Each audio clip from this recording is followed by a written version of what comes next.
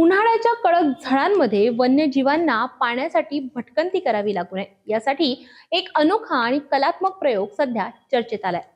पेंच व्याघ्र प्रकल्पामध्ये वाघाच्या पावलांच्या ठसाच्या आकारातील पगमार्क पाणवठे तयार करण्यात आले असून या उपक्रमामुळे वन संवर्धनासोबतच पर्यटनालाही नवी दिशा मिळत आहे. नेमका हा उपक्रम काय आहे पाहूया सविस्तर.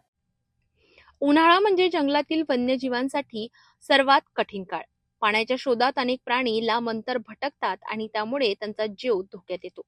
हीच गरज ओळखून पेंच व्याघ्र प्रकल्पाच्या प्रशासनाने एक अभिनव संकल्पना राबवली आहे.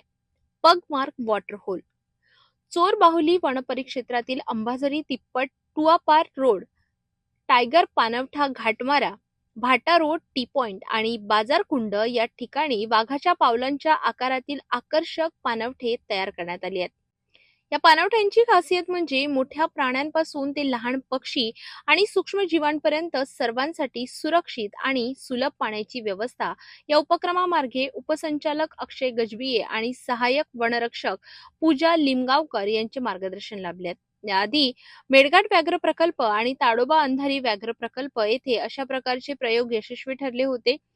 त्याच अनुभवाच्या आधारे पेंचमध्ये हा उपक्रम अधिक आकर्षक आणि आधुनिक पद्धतीने राबविण्यात आलाय.